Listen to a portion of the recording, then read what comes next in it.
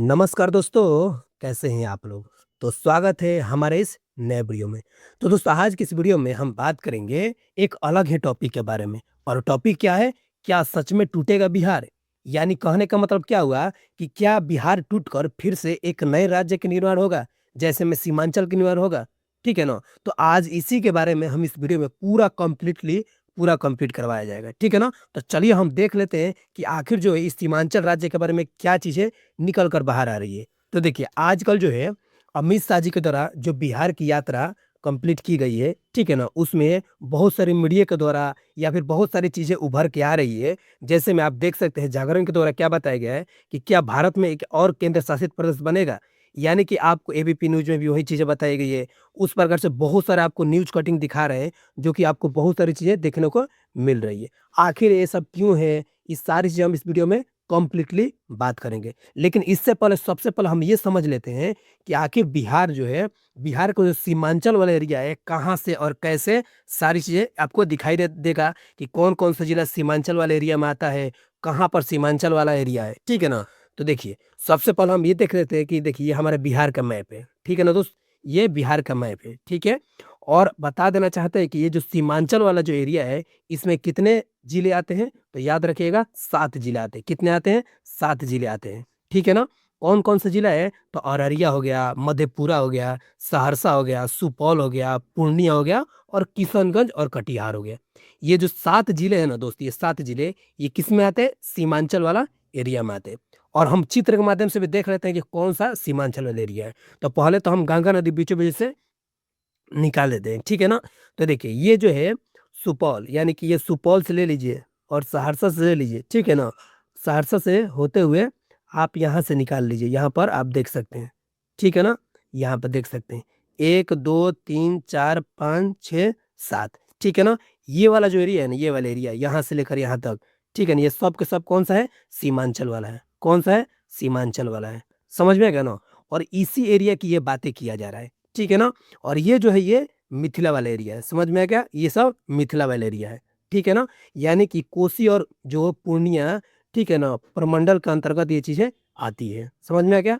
तो ये जो है सीमांचल वाला जो एरिया है, इसको मिला के और साथ ही साथ यहाँ पर जस्ट जो है चिकन नेक आता है। पश्चिम बंगाल जो नियंत्रण करता है, पश्चिम बंगाल का जो चिकन नेक होता है, उसको मिला के एक अलग राज्य के निर्माण के बारे में बात किया जा रहा है। यानी कि पश्चिम बंगाल का कुछ एरिया कवर करके ये सीमांचल वाले एरिया को मिला के एक अलग राज्य का निर्माण करने की बातें किया जा रहा है, ठीक है ना? तो ये हम आप मैप के माध्यम से देख लिए। अब हम चलते हैं सीमांचल वाले एरिया के बारे में और भी कुछ जान लेते हैं, ताकि आपको और भी समझने में दिक्कत नहीं होता। देखिए, सबसे पहले हम समझ लीजिए इसके प्रमुख विवरण के बारे में। ये जो भौगोलिक स्थिति की बात करते हैं, तो ये बिहार का जो है उत्तर-पूर्वी भाग है, जो कि नेपाल और बांग्लादेश की सीमाओं के करीब स्थित है। अभी आपको जस्ट दिखा है, ठीक है ना? इसकी प्रशासनिक की बात करते हैं तो इसे पूर्णिया डिवीजन के रूप में भी जाना जाता है। किसके रूप में जाना जाता है? तो पूर्णिया डिवीजन के रूप में जाना जाता है, ठीक है ना? इसका ऐतिहासिक संदर्भ क्या है? देखिए ये आज से ही नहीं दोस्त, ये 1990 के दशक से ही ना मोहम्मद तस्लीमुद्दीन ने इस क्षेत्र के पिछड़ेपन, वशिष्ठ जनसीखी यानी कि उच्च मुस्लिम आबादी को देखते हुए एक अलग सीमांचल राज्य की मांग की थी। ये आजकल आप देख रहे हैं ना, जितनी चीज़ें ट्रेंड में है कि एक अलग राज्य बनाने की मांग जो चल रही है, ठीक है ना? ये आज से नहीं है दोस्त, ये 1990 में ही ना एक मोहम्मद तस्लीमुद्दीन ने इस क्षेत्र में सीमांचल राज्य की मांग की थी। समझ में आ गया ना? तो आप देख सकते हैं सारी चीज़ें हम आपको कंप्लीटली बता रहे हैं। ठीक है ना? सबसे बड़ी बात कि इसकी संस्कृति क्या है, यानी कि इसका कल्चर क्या है? तो इस क्षेत्र में ना सांस्कृतिक रूप से कोसी और मिथिला क्षेत्र का हिस्सा भी है। समझ में आ गया?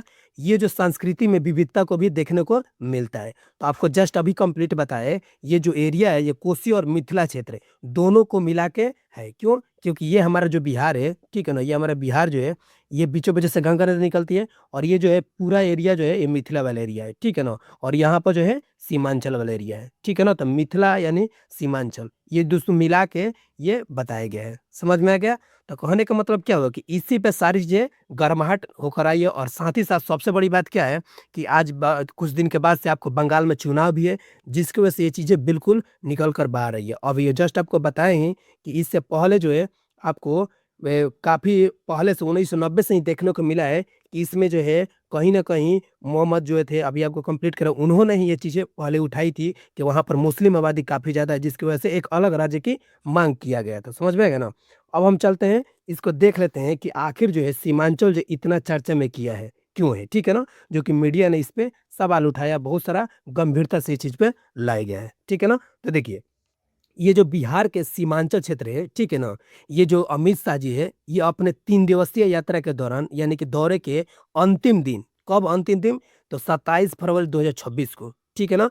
केंद्रीय गृह मंत्री अमित शाह ने शुक्रवार 27 फरवरी 2026 को पूर्णिया जिले के में भारत-नेपाल सीमा में लगे सीमावर्ती जिलों से संबंधित सुरक्षा मुद्दों का आकलन करने के लिए एक उच्च स्तरीय समीक्षा बैठक बुलाई थी। समझ में आ गया ना? यानी कि 3 दिन के लिए यात्रा पे यानी कि 3 दिन के दौरे पे जो बिहार गए थे अमित शाह जी, वो कहाँ पे गए थे? ये सीमांचल वाला एरिया यानी कि पूर्णिया वाला, किशनगंज, कटिहार वाला एरिया में ये गए थे। और ये अंतिम दौरे के समय 27 फरवरी 2026 को उन्होंने एक उच्च स्तरीय समीक्षा यानी कि बैठक बुलाई थी। वहाँ के डीएम, एसपी से उन्होंने एक बैठक बुलाई थी, ठीक है ना? और सूत्रों के अनुसार माने तो इस बैठक में सीमा प्रबंधन को मजबूत करने, अवैध गतिविधियों के खिलाफ सतर्कता बढ़ाने और सीमावर्ती क्षेत्रों के निकट अवैध निर्माण, अवैध प्रवासन, नकली भारतीय मुद्रा, ठीक है, नोट, अतिक्रमण और अनाधिकृत वित्तीय प्रवाह जैसी चिंताओं को दूर करने के लिए एजेंसी यानी कि अंतर एजेंसियां समवर्ती कार्रवाई की आवश्यकता पर जोर दिया गया था। यानी कहने का मतलब क्या हुआ, ये 3 दिन का जो इनका दौरा था, ठीक है ना? उन्होंने अवैध जितनी भी कामें हैं उस पर काफ़ी कार्रवाई करने के लिए, निगरानी रखने के लिए काफ़ी हर तरीक़े से उन्होंने ये चेतावनी दे दिया और कार्रवाई करने के लिए उन्होंने आग्रह भी किया था। ठीक है ना? तो ये 3 दिन की जो यात्रा थी, इसी को मीडिया के द्वारा मुद्दा बना दिया गया, विपक्षी की तरफ मुद्दा बना और साथ ही साथ बंगाल में जो चुनाव है, उसको देखते हुए भी ये चीज़ें सामने आई है कि अलग जो है बिहार में एक अलग ही राज्य बनाया जाएगा। ठीक है ना?